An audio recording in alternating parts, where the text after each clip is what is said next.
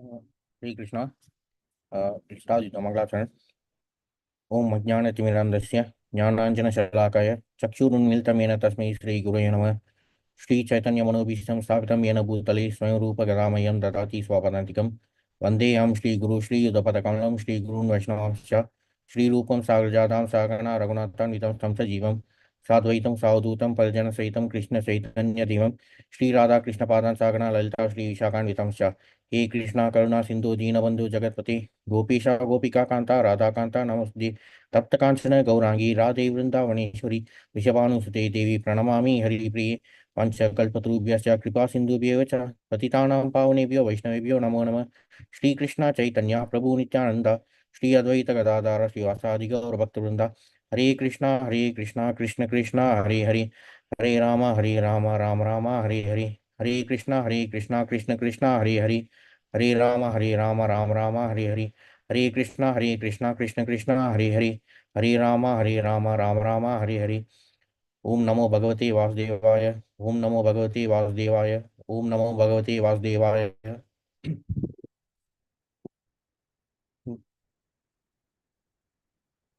Hare Krishna. So today we'll continue with verse 17 from Canto 1, chapter 13. एवं गृहेषु सक्तानां प्रमत्तानां तदीहया अत्यक्रामात् अविज्ञाता कालः परमदुष्टरः एवं गृहेषु सक्तानां प्रमत्तानां तदीहया अत्यक्रामात् अविज्ञाता कालः परमदुष्टरः एवं गृहेषु सक्तानां प्रमत्तानां तदीहया अत्यक्रामात् अविज्ञाता कालः परमदुष्टरः. Who wants to recite? Hare Krishna, sir. I try. Yeah. Evam grasasu sattanam pramatanam tattaya atya kramat avinata kalaparama dustara. Hare Krishna. Hare Krishna. Next.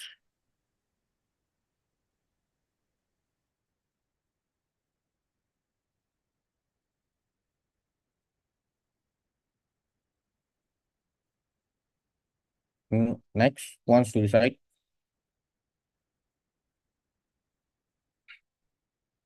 Okay, we'll proceed with the synonyms. Evam griheshu saktanam pramattanam tadihaya atyakramata vijnata kalaha paramadushtaraha.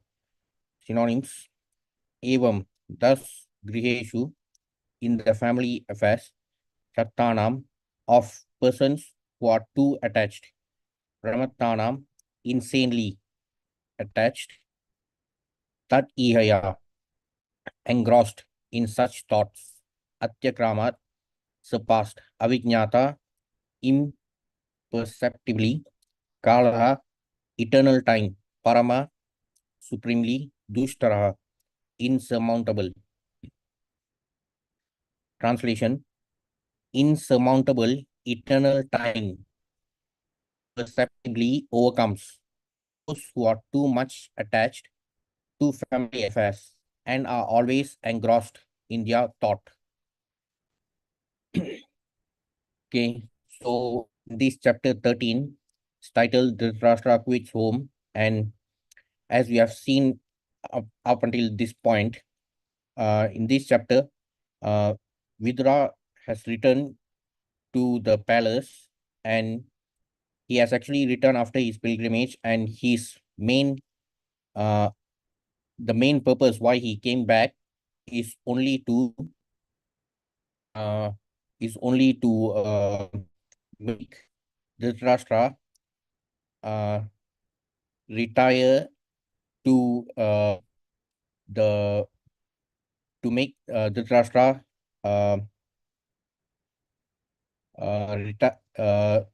switch to the retirement period or the Vanaprastha phase in his life, because even after the war, we know that even from the very first verse of the Gita, the first verse of the Gita was spoken by Dhritarashtra, and in that verse itself, he says, Mamaka Pandava Chaiva. So he was always biased towards his own sons, and as a result, he lost all his sons in the war, and still the ones whom he regarded as the others, the Pandavas, they were now in charge of the kingdom. But still, he was, uh, despite losing all his sons, still Dhritarashtra was attached to the opulence of the kingdom. So Vidura wanted to make him switch to the next phase of life, namely the Vanaprastha phase. And in this verse, the important subject to be noted here, as we can see in the translation, insurmountable eternal time. Insurmountable eternal time imperceptibly overcomes those who are too much attached to family affairs and are always engrossed in their thought. So in this verse, it's about how how time is consuming us, all the conditioned souls. Especially, this is especially very important for uh, we who have been blessed with the human form of life. Purport: I'm now happy. I have everything in order. My bank balance is quite enough. I can now give my children enough estate. I'm now successful.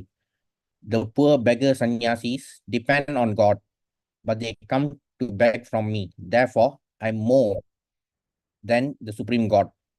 These are some of the thoughts which engross the insanely attached householder who is blind to the passing of eternal time. Our duration of life is measured, and no one is able to enhance it even by a second against the scheduled time ordained by the supreme will. Such valuable time, especially for the human being, should be cautiously spent because even a second passed away imperceptibly cannot be replaced, even in exchange for thousands of golden coins amassed by hard labor. So, this is particularly important for us who have been blessed with the human form of life. It is important for us to realize this. And from the beginning itself, it can be seen that these are some of the thoughts which engross the insanely attached householder who is blind to the passing of eternal time. So, for those who may be wealthy and who may have a lot of material opulence, so just because uh, they have such material opulence, they tend to think that they are more powerful than God. But from history, from the Puranas and Itihasas, we can clearly see what happened to such people who had all the opulence, but they, uh, the moment they try to replace that the supreme personality of Godhead, who had all six opulences in abundance. So when people started to have such thoughts, so we know what happened to them. There are plenty of such examples, and it is also stated here about how important it is regarding the value of time, especially for us who have taken the human form of life. So we have to value our time and utilize it in such a way that we do not waste this precious opportunity.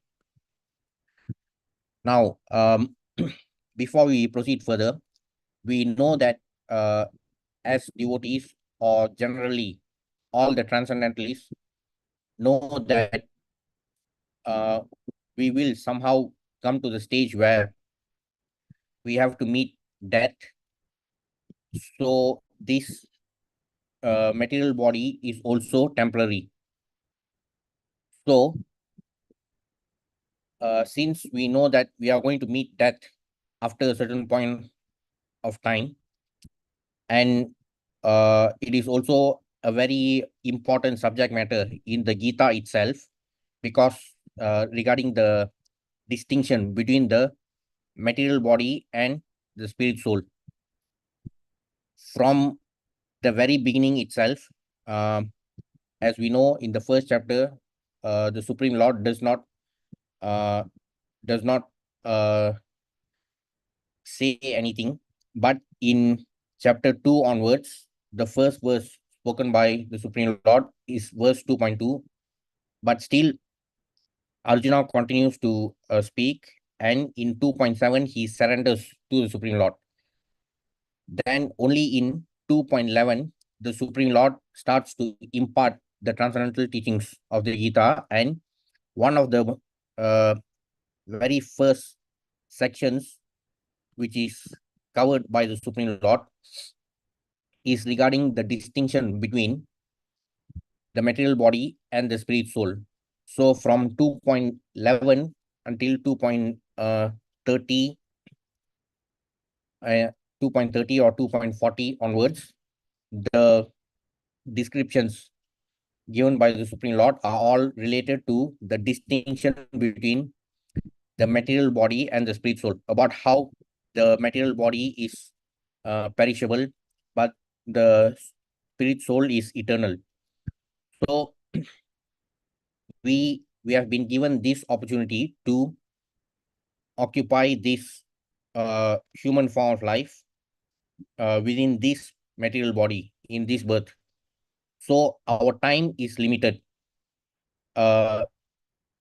We will have to quit this material body after a certain period of time.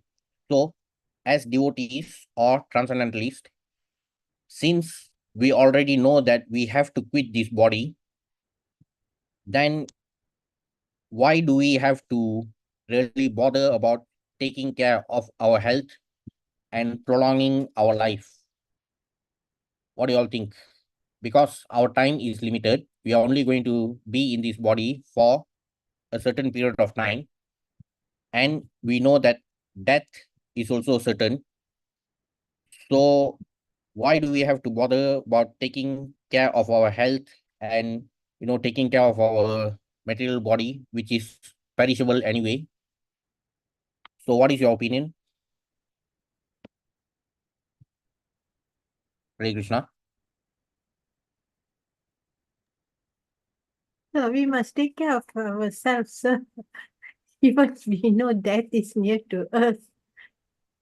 mm, Yeah. yeah, like yeah, you No one will take care of us. You yeah, should but be healthy. Should be healthy. mm, okay, but from the Gita also we know that the Supreme Lord says in many verses, especially in verses like 2.13, Lord Krishna says, Dehinosmin yata de kaumaram yavanam jara, tata deyantra pratil, dhiras tatra namuhyati. So, during our lifetime itself, our material body, it undergoes so many changes until the point when death arrives, then the body becomes completely, uh, it becomes completely useless. It has to be discarded. So that is when our soul leaves our body. Okay, that is in 2.13. And then even in 2.22, the Supreme Lord says, Vasamsi jirnani yatavyaya navani grinati naro parani tata sharirani vyaya jirnani anyani samyati navani dehi. So in that verse also, the Supreme Lord talks about how the soul changes bodies like changing clothes. So our material body is perishable and it will become useless anyway. And we in other verses also, like in 8.15, the Supreme Lord says that this material world is dukkalayam ashashvatam. So as long as we are going to stay in this world, and as long as we remain in this material body, okay, So we are going to continue to suffer. So if we are going to suffer, the longer we live, then why should we have to care about, living longer and, taking care of our health and our body? Because from the teachings of the Gita, the Supreme Lord says this, like regarding the differential between body and soul, and also he also says that as long as we live here, we will continue to suffer in this Dukalayam.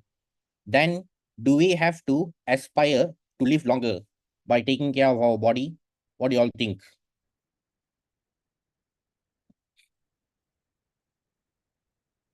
Yes. So when Krishna calls us, only we can go to him. Until then, we have Mm-hmm. to take care. So Mm-hmm. we cannot commit suicide.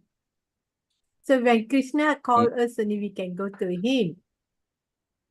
So Yeah. until then, we have to take care lah. I Mm. think so. I don't know. Yeah. Okay. Quite close.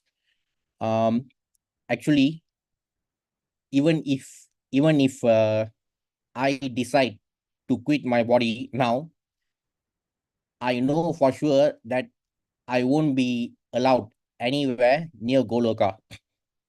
So we all know about the level of our practice and to what extent are we really practicing Krishna consciousness, and we ourselves, we know whether we are really qualified or not.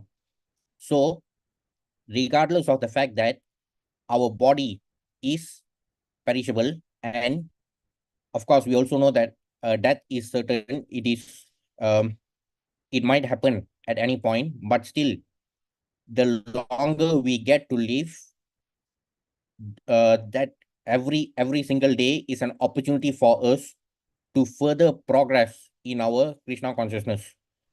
So regardless of the fact that this place is Dukalayam, we still have to utilize this opportunity fully to further progress so that we become fully qualified. So that's the most important reason why we still need to take care of ourselves, our material body, and if we get to live longer also, we still have to utilize whatever extra time we are blessed with. We have to invest our time to progress further. So the important subject matter in this verse and also in the purport is regarding time. Such valuable time, especially for the human being, should be cautiously spent because even a second passed away imperceptibly cannot be replaced, even in exchange for thousands of golden coins amassed by hard labor. Every second of human life is meant for making an ultimate solution to the problems of life. That is to say, repetition of birth and death and revolving in the cycle of 84 lakh different species of life. So even if we ourselves, we want to quit our present body, there is a very high probability that we might end up in any one of these 84 lakh other material bodies. So ideally, we don't want that. We should aim to regain our original transcendental body. So that is why it's important that regardless of the fact that this place is Dukalayam, still we utilize whatever time we have left. Even if we get to live much longer in this Dukalayam, we have to invest that time, we have to utilize it to further progress in Krishna consciousness so that we don't end up with another material body out of these 84 lakh um, different species of life. The material body, which is subject to birth and death, disease and old age, is the cause of all sufferings of the living being. Otherwise, the living being is eternal. He is never born, nor does he ever die. So this is also stated by the Supreme Lord in Gita 2.20. Na jayate mriyate va kadachin na ayam bhutva bhavitava na bhuya ajo nitya shashvatayam purano na hanyate hanyamane sharire. The soul is unborn, it's always eternal. It's just that when our soul occupies a new apartment or a new material body, that uh, that milestone is known as birth, and the moment the soul quits from that body and enters into another body, that milestone is known as death. Otherwise, the soul itself has got no birth and no death. Foolish persons forget this problem. They do not know at all how to solve the problems of life, but become engrossed in temporary family affairs, not knowing that eternal time is passing away imperceptibly and that their measured duration of life is diminishing every second without any solution to the big problem, namely repetition of birth and death, disease, and old age. This is called illusion. So there are many self-proclaimed intellectuals who talk about solving all the uh, problems of the world, but they have no answers about how we can solve these four these four basic problems of life, how we can overcome this incessant cycle of birth, death, old age, disease. So unless we begin to inquire regarding these four problems of life, regarding how to overcome Janma Mrityu Jara Vyadhi, we cannot consider ourselves as knowledgeable people. That is what the Supreme Lord also explains in Gita chapter 13 from verses 8 to 12. So in those verses, the Supreme Lord explains about 20 aspects which are to be regarded as knowledge. So one of those 20 aspects is regarding the perception of the evil of birth, death, old age, and disease. So unless we realize these, uh, unless we have a realization about these problems of life, and unless we really endeavor to solve these problems, we cannot regard ourselves as knowledgeable. And yeah, as mentioned earlier, the important subject matter in this purport is regarding time. So even in the Gita also, in the section on introduction to the Gita, it is mentioned by Srila Prabhupada that all the entire contents of the Gita can be categorized into 5 principal subject matters. So what are the 5 principal subject matters? Yes.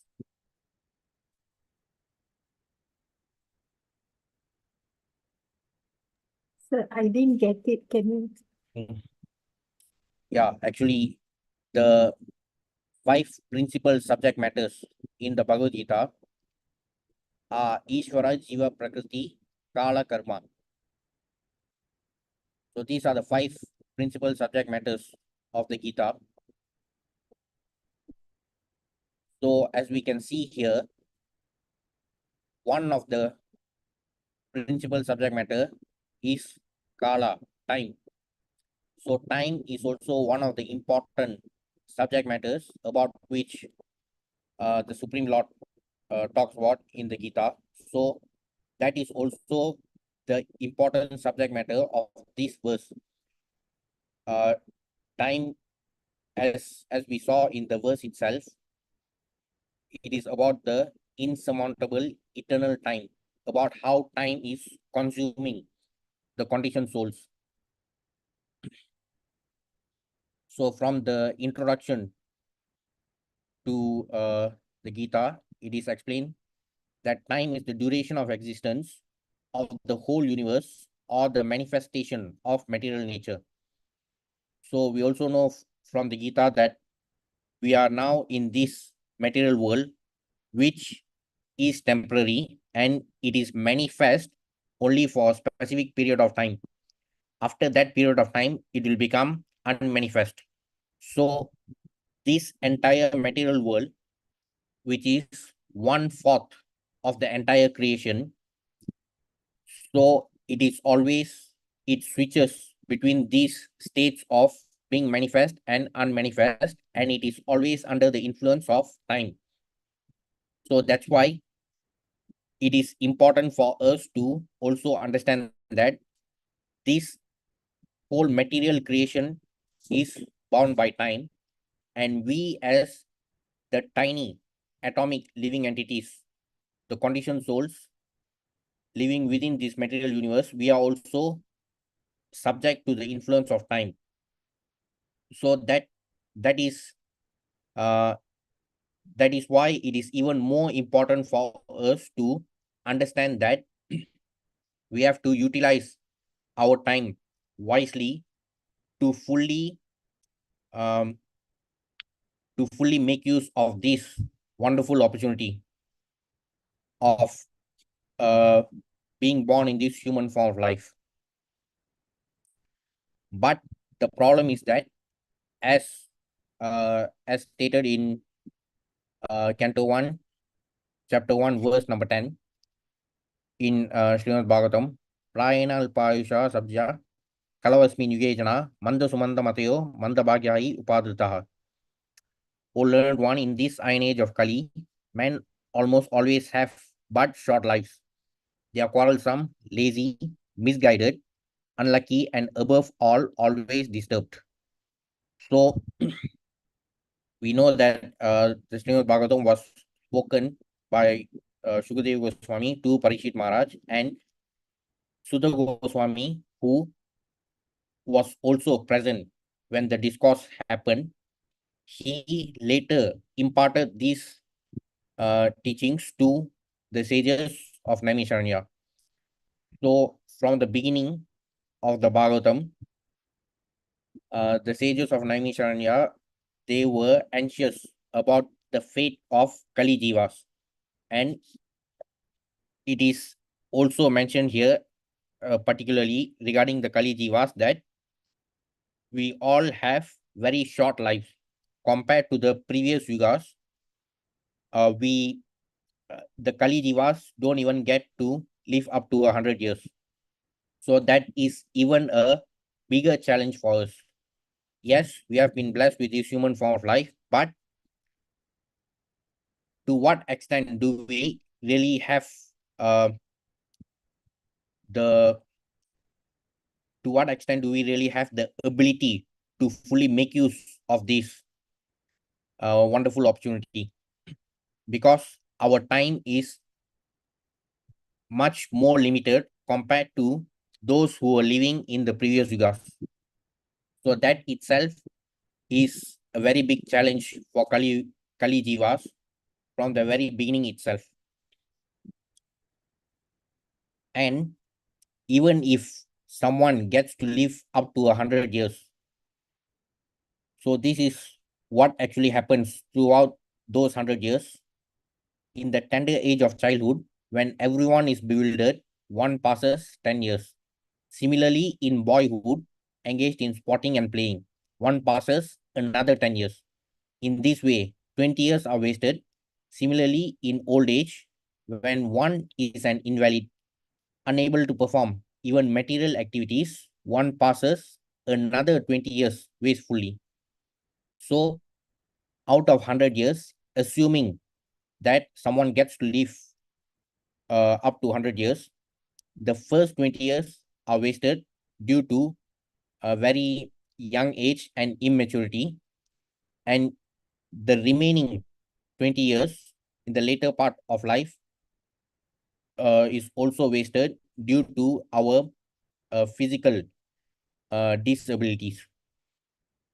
So, out of 100 years, assuming if any Kali Jiva gets to live even up to 100 years, the first 20 years will be gone due to immaturity and also ignorance about the importance of performing devotional service. And the last 20 years also, it is improbable for anyone to be very seriously engaged in devotional service due to the effects of old age. So, out of 100, assuming even if someone gets to live up to 100 years, that person will only be having 60 years to be seriously engaged in devotional service. But even out of those 60 years, half of the time will be spent for sleeping and leisure. So, out of 100 years, any Kali Jiva who may be, may even live up to 100 years has only a maximum of 30 years time to invest seriously in devotional service. But the reality of Kali Yuga is that as Kali Yuga advances, the maximum duration of life for human beings in Kali Yuga will become 50 years. So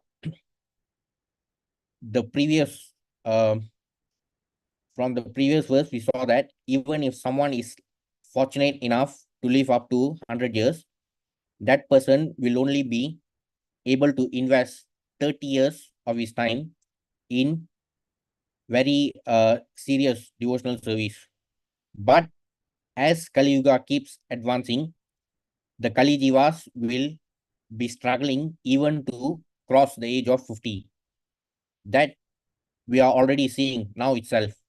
It has just been about 5,000 years since Kali Yuga started, and we are already seeing that a lot of Kali Jivas are struggling to even cross the age of 50.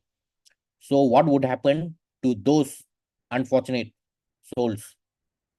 So, uh, from this, we can clearly see why it's very important for us to value each and every second of our existence to uh, to progress further in Krishna consciousness by being seriously involved in devotional service. So, whatever additional time we get in this Dukkalayam, regardless of the fact that this material world is Dukkalayam, we still have to utilize the time that we are blessed with to further progress in Krishna consciousness.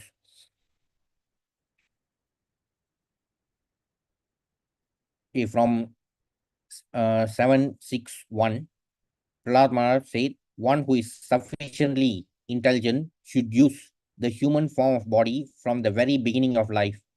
In other words, from the tender age of childhood to practice the activities of devotional service, giving up all other engagements. The human body is most rarely achieved, and although temporary like other bodies, it is meaningful because in human life one can perform devotional service. Even a slight amount of sincere devotional service can give one complete perfection. So, this is the most wonderful opportunity that we have been blessed with out of the 84 lakh species of material bodies.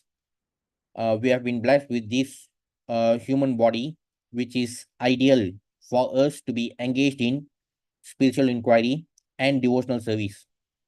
So, for those who are born in the family of devotees or the Brahma Bandhus, those who are born in the family of Brahmanas, they have the advantage of uh, cultivating Krishna consciousness from a very early age.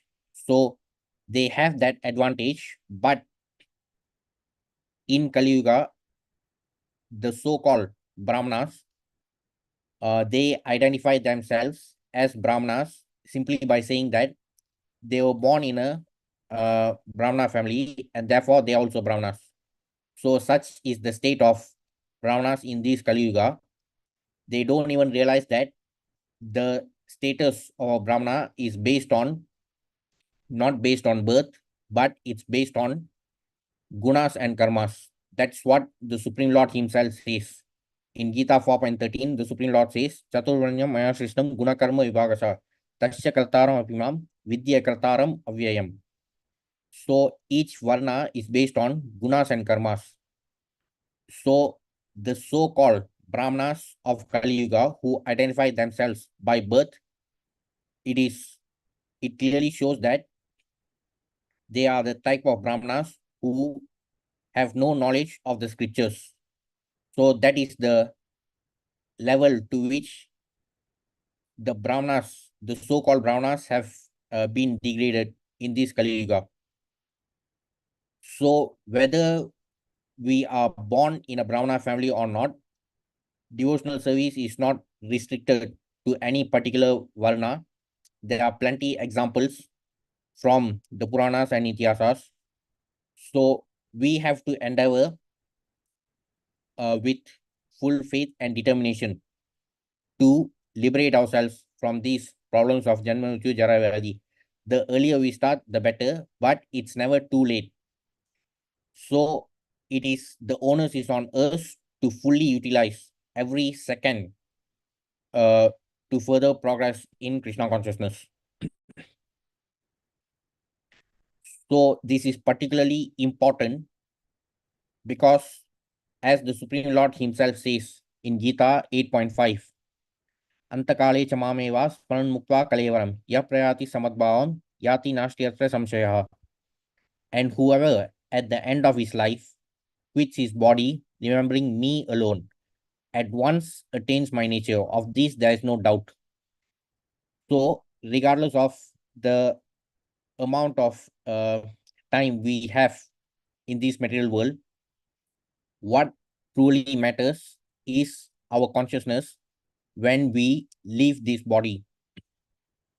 So in order to be able to remember the Supreme Lord at the time of death, as described in Garuda Purana, at the time of death, the kind of pain experienced by the person who is dying is like is similar to hundreds or thousands of scorpion bites. So how can we remember the Supreme Lord when we are having such uh, when we are dying such a painful death? So that is only possible if we practice remembering the Supreme Lord throughout our entire life. So that's why beginning from this verse, from 8.5 to 8.8, the Supreme Lord talks about the importance of remembering him.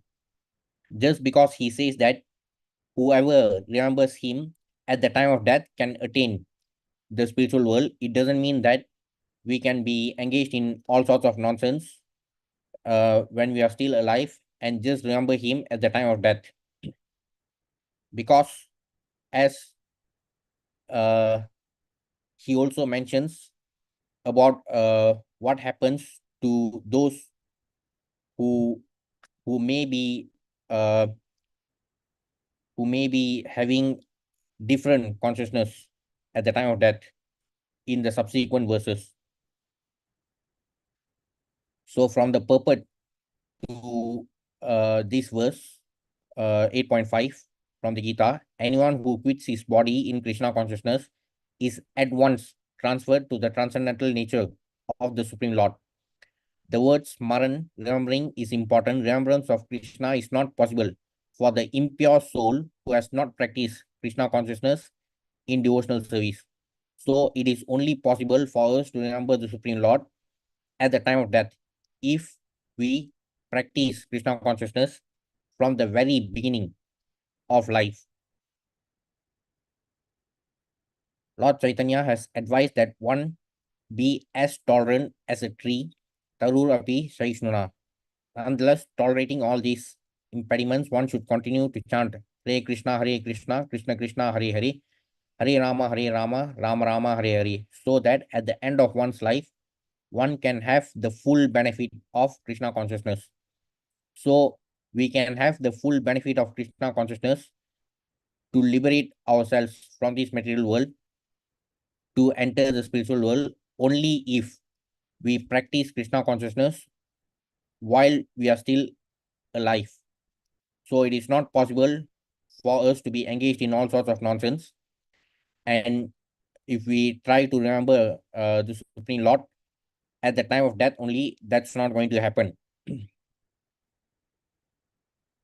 And also in verses 8.6, 8.6, 8.7, and 8.8 also, the Supreme Lord talks about why it's important to remember him always. Because in 8.6, the Supreme Lord says, Yam yamapi swaran bhavam chajatyante kalaivaram tam tame vaiti kaunteya sadatat bhava bhavitaha. So unless we remember the Supreme Lord at the time of death, uh, we won't be able to enter to the spiritual world. If our consciousness is fixed on any other thing which is related to the material world, we will still have to return to the material world, just like in the case of Bharat Maharaja. That's why the Supreme Lord continues to emphasize in 8.7, saying that Tasmat Sarveshu Kaleshu Ma Manusmara Yudhyacha Mai Arpita Mano Buddhir Mame Vaishashi Asamshaya. Therefore, Arjuna, always remember me and do your duty of fighting.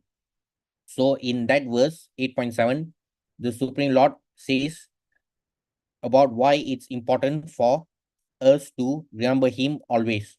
In the case of Arjuna, since he was a Kshatriya, so the Supreme Lord is telling him to do his duty of fighting and to remember the Supreme Lord always. So similarly, we should also be engaged in doing our material duties, but even our material duties can be spiritualized if we remember the Supreme Lord always.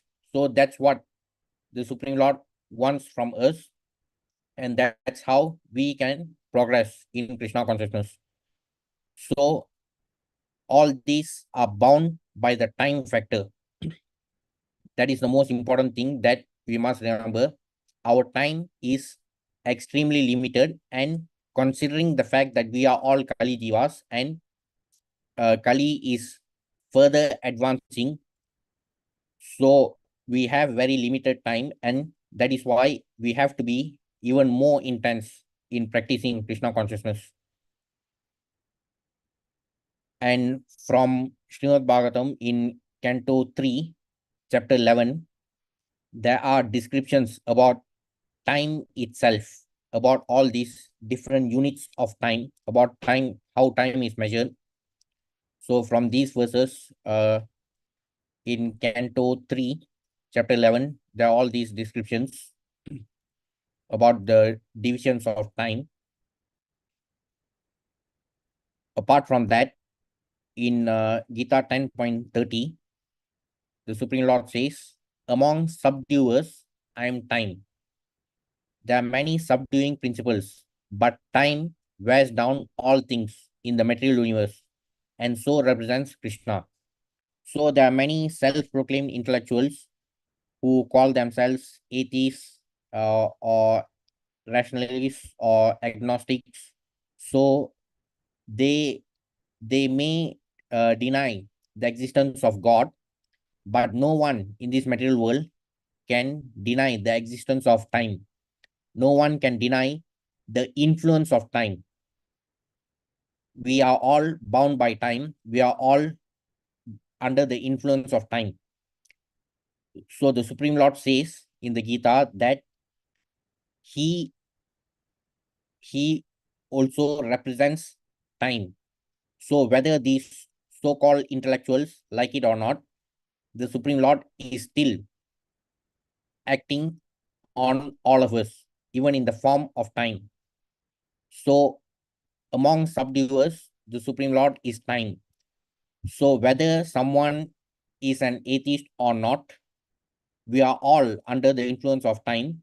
The only difference is that those who realize the importance of advancing further in devotional service, uh, they they have much lesser risk of having to again be entangled in the incessant cycle of birth, death, old age, and disease. Then also in 10.33, the Supreme Lord again says that I'm also inexhaustible time. Among all kinds of killers, time is the ultimate because time kills everything. Time is the representative of Krishna because in due course of time, there will be a great fire and everything will be annihilated. So, as we know, the material world itself is subject to the influence of time, and we, the tiny atomic living entities within this material world, we are also under the influence of time. Therefore, it is even more important for us to value time. So, the most important symptom of practicing Krishna consciousness sincerely is to value time. In 10.34 also, the Supreme Lord says, I am all devouring death. As soon as a man is born, he dies at every moment. So similar to what was mentioned in Gita 2.13. So from the time we are born, our material body is also undergoing many changes until the time of death. Thus, death is devouring every living entity at every moment. But the last stroke is called death itself. That death is Krishna. As for future development, all living entities undergo 6 basic changes. They are born, they grow, they remain for some time, they reproduce, they dwindle, and finally they vanish.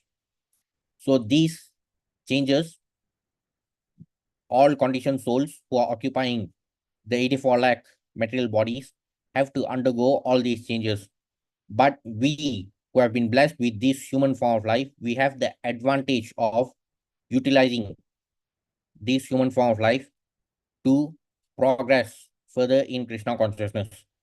So before death arrives, we should ideally utilize our time to uh, to progress in Krishna consciousness so that we will be able to remember the Supreme Lord at the time of death. Also in Gita 11.32, the Supreme Lord said, time I am, the great destroyer of the worlds. Okay, apart from that, there are also related verses about time, like in 8.17, there's this description about the calculation of the 1 day period of Brahma. By human calculation, 1,000 ages taken together form the duration of Brahma's 1 day, and such also is the duration of his night. So why is it important for us to know about Brahma's 1 day? Because Brahma himself is also a living entity. Though he is the topmost living entity, but still he also, like all other living entities, he also has to undergo the 4 problems of life, namely Janma, Mrityu, Jara, Vyadhi. So the calculation of Brahma's 1 day, the duration for each yuga, all the 4 yugas, for each Chatur Yuga, the total duration is 4.32 million human years. So this is for one Chatur Yuga. So the daytime of Brahma consists of 1,000 Chatur Yugas. So in one Chatur Yuga, there are 4.32 million human years. So the daytime of Brahma, 1,000 times 4.32 million human years. So the total duration for the daytime of Brahma is 4.32 billion human years. The night time is also the same duration. So one full day of Brahma consists of 8.64 billion years, 8.64 billion human years. And Brahma lives for 100 years. So the total duration of Brahma's lifetime is 311 trillion 40 billion human years. So this explanation is available in the purport to Gita 8.17. So this is in terms of human years. The same calculation can also be done in terms of the demigod years. The only difference is that one demigod year is equal to 360 human years. So demigods also, they live uh, for much longer period compared to us, but still their lifetime is much lesser than compared to Brahma's lifetime. But the important point to be noted here is that whether it's Brahma or the demigods who are living in the lower planets, lower than Brahmaloka, all of them, all the living entities in the material world, in all the 14 planetary systems, we are all subject to the problems of Janma Mrityu Jara Vyadhi.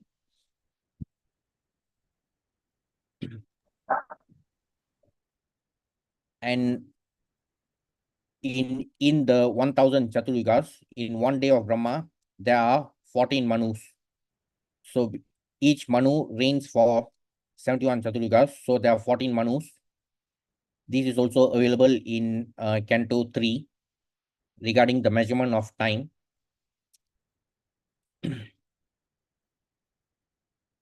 Within one day's duration of the life of Brahma, there are 14 Manus. Therefore, there are 420 Manus in 1 month of Brahma, 5040 Manus in 1 year of Brahma. So this is regarding the reign of each Manu throughout the entire calendar of Brahma's lifetime. And the list of Manus is also available in this purport from 1.3.5, the 14 Manus. So the present age is under Vaivasvata Manu. These are the names of one set of 14 Manus. Then further in 8.18, the Supreme Lord says, at the beginning of Brahma's day, all living entities become manifest from the unmanifest state. And thereafter, when the night falls, they are merged into the unmanifest again. So this is referring to the switching of Brahma's day and night. At the beginning of Brahma's day, all living entities become manifest from the unmanifest state. So this refers to the stage where the Garbhodra ocean water, the water level decreases. So all the planetary systems which were previously unmanifest during Brahma's night, they become manifest once the uh, ocean water level, the Garbhodra ocean water level decreases. So all the planetary systems become manifest. Then when the night of Brahma arrives, they become unmanifest. Again and again, when Brahma's day arrives, all living entities come into being. And with the arrival of Brahma's night, they are helplessly annihilated. So Brahma himself, he is also subject to uh, birth, death, old age, and disease. After his 100 years, even he has to die. But within that duration of his 100 years, during every day and night, all other living entities living below Brahmaloka in all the other planetary systems, they also have to undergo birth, death, old age, and disease, because the creation itself, the material creation itself, undergoes this switching between the manifest and unmanifest states. The less intelligent who try to remain within this material world may be elevated to higher planets, and then again must come down to this planet Earth. So there's this popular notion about accumulating piety and going to heaven. But the fact is that even heaven, Swargaloka, is also one of the 14 planetary systems, and Swargaloka itself is still below Brahmaloka, the abode of Brahma. So if Brahma himself is going to die after his 100 years, then what is the point of us going to Swargaloka? During the daytime of Brahma, they can exhibit their activities on higher and lower planets within this material world. But at the coming of Brahma's night, they are all annihilated. In the day, they receive various bodies for material activities, and at night, they no longer have bodies but remain compact in the body of Vishnu. So, this is the point when all the living entities switch to the unmanifest state, because we no longer have our material body, but Brahma is still residing at his Brahmaloka, at his abode. All the lower planetary systems become unmanifest. Then again, they are manifest at the arrival of Brahma's day. Bhutva Bhutva Praliyate. During the day, they become manifest, and at night, they are annihilated again. So this is our helpless condition. As long as we are trapped as conditioned souls in this material world, regardless of whether we accumulate piety and go to the upper planetary systems like Swargaloka, or whether we perform sins and go to the subterranean lower planetary systems, we will always be stuck in this cycle, and we will be annihilated again and again. Ultimately, when Brahma's life is finished, they are all annihilated and remain unmanifest for millions and millions of years. And when Brahma is born again in another millennium, they are again manifest. In this way, they are captivated by the spell of the material world.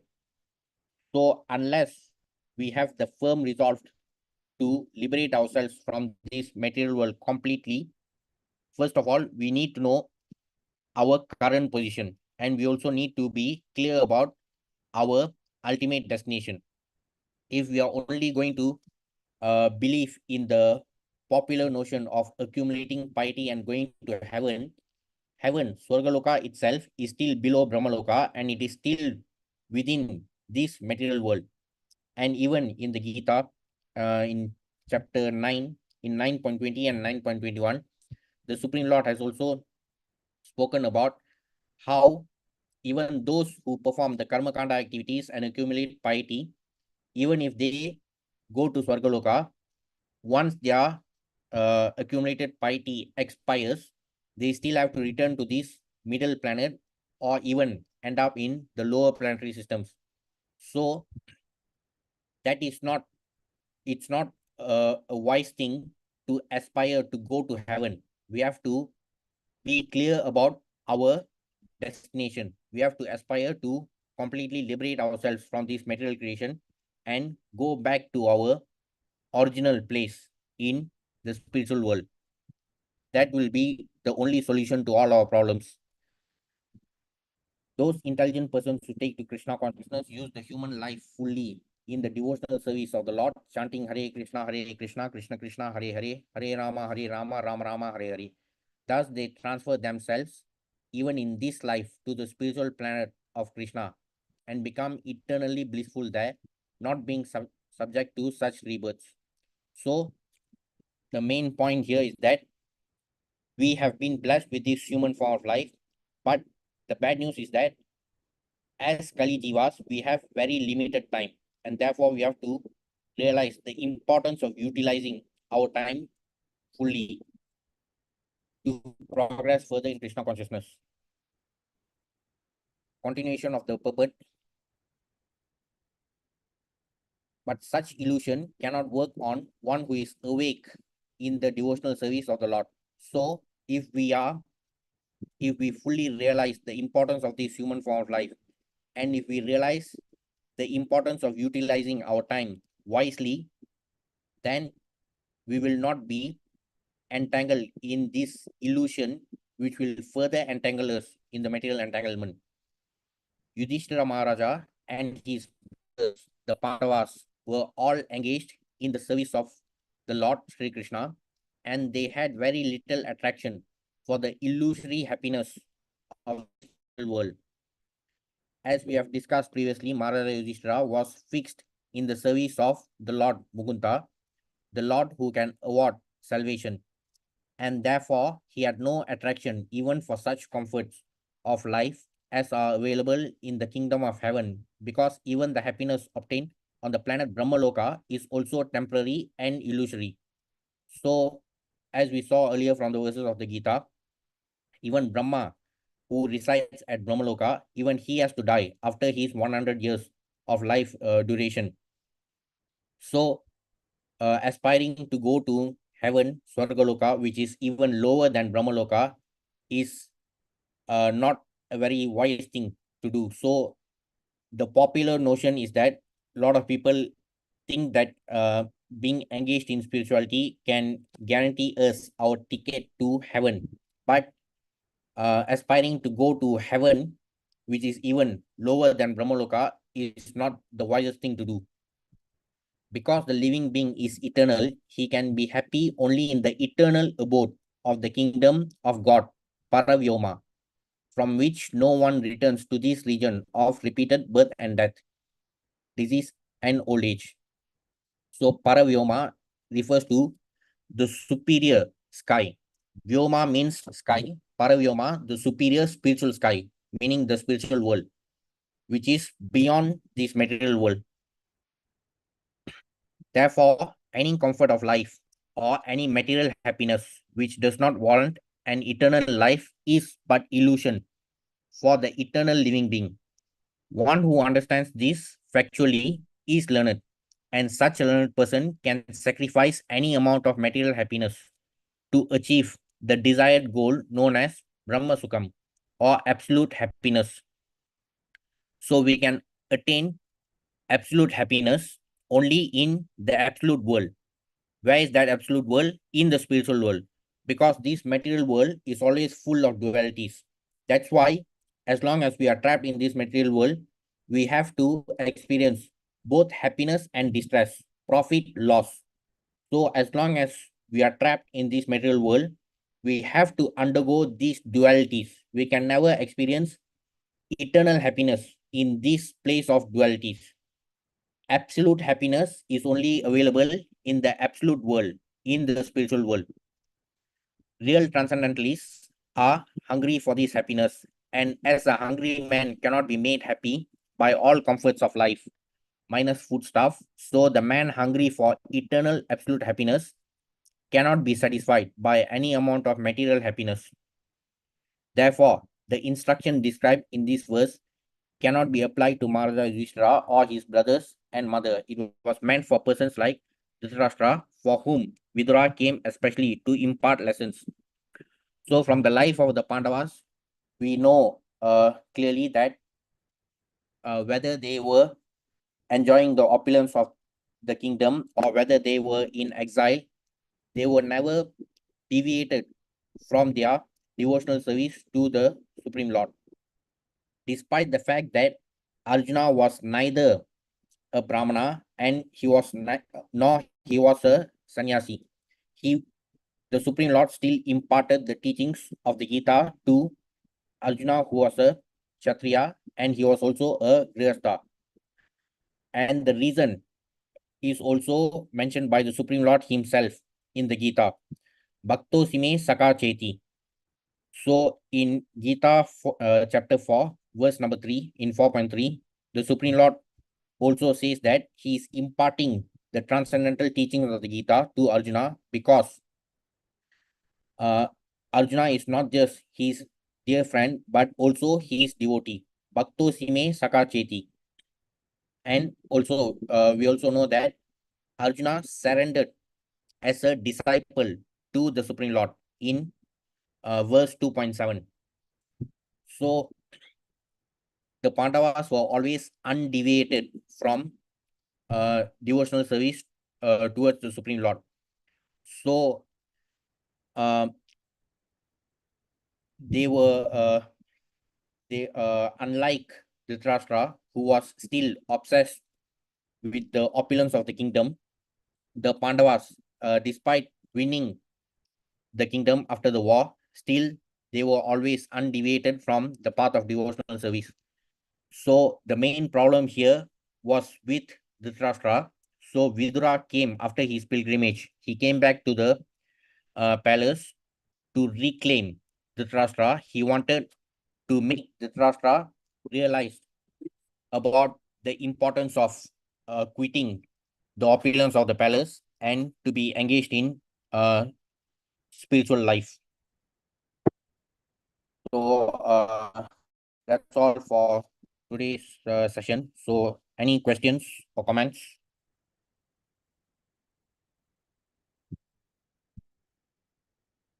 Hare Krishna.